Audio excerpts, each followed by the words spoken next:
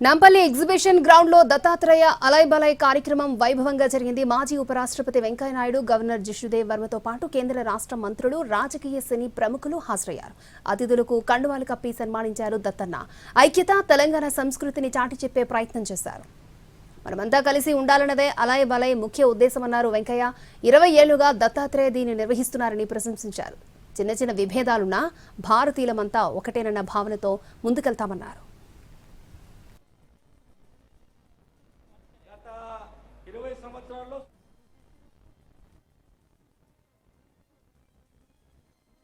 Next Alai Balai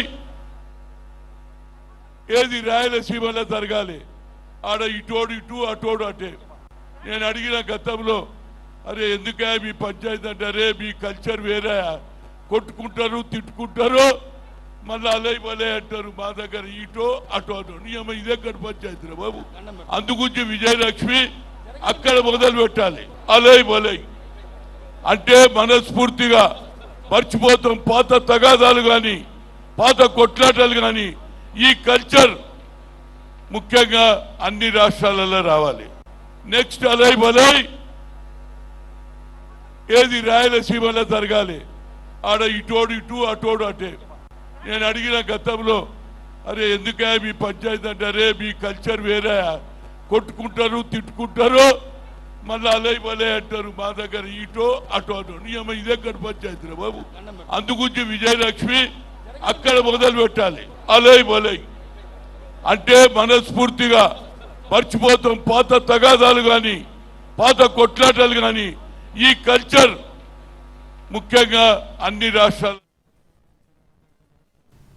BJP senior నేత దత్తాత్రేయపై కవిత ప్రశంసల వర్షం కురిపించారు. దత్తాత్రేయ అంటేనే పక్కా తెలంగాణ వాసి అన్నారు. 10 మందిని కలుపుకుపోయే తత్వం ఉన్న నేత అని ప్రశంసించారు. ఎవరు వెళ్లినా ఆప్యాయంగా మాట్లాడి పంపుతారని కవిత అన్నారు. ఏదైనా సమస్య మొరపెట్టుకుంటే సంబంధిత ఆఫీసర్కు చెప్పి ఆ సమస్యను సాల్వ్ చేస్తారని గుర్తు చేశారు కవిత. మాకు దత్తన్న అంటే బీజేపీ నాయకుడు గానో ఒక గవర్నర్ గానో మాకెవరికి తెలియదు.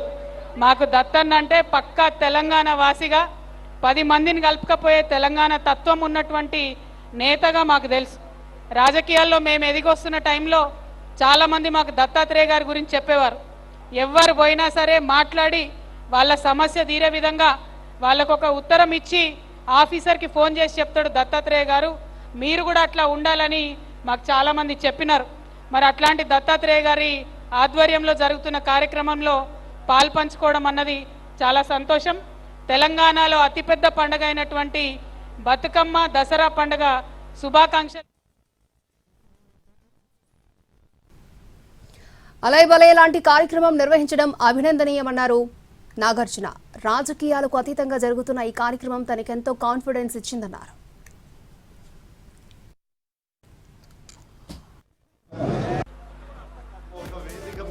ఏ పార్టీకి చెందిన వాళ్ళైనా ఇలా వేదిక మీదకి రావడం మాకు ఎంతో కాన్ఫిడెన్స్ ఇస్తుంది. ఎందుకంటే ఎప్పుడైనా అవసరం అయినప్పుడు అందరూ ఒకటి అవుతారు అనే కాన్ఫిడెన్స్ ఇస్తుంది. అండ్ ఇటువంటి కార్యక్రమాన్ని దత్తాత్రేయ గారు చేపట్టారు, చాలా చాలా అభినందనీయం. అండ్ విజయలక్ష్మి గారు ఇది ఇంత చక్కగా నిర్వహిస్తున్నారు. ఏమండి, మై కంగ్రాచులేషన్స్.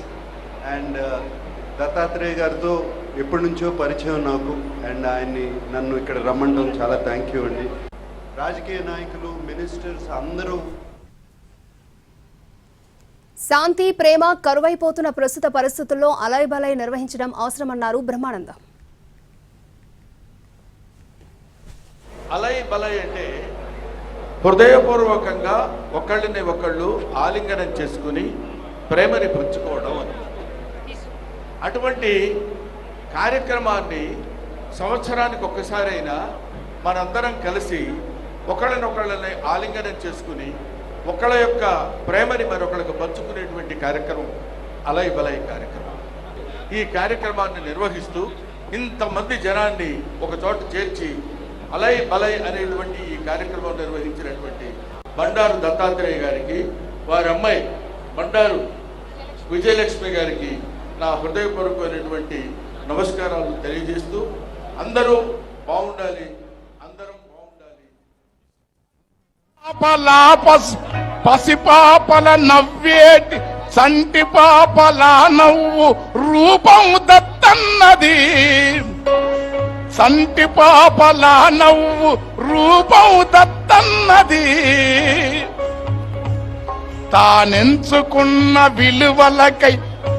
తానెంచుకున్న విలువలకై నిలిసిన తత్తన్నది. అలై బలై దేశమంతా అంతటా జరగాలి.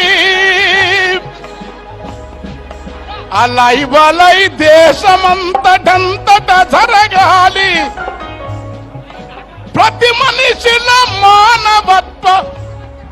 మనిషిల మానవత్వ జ్ఞానము వికసించాలి.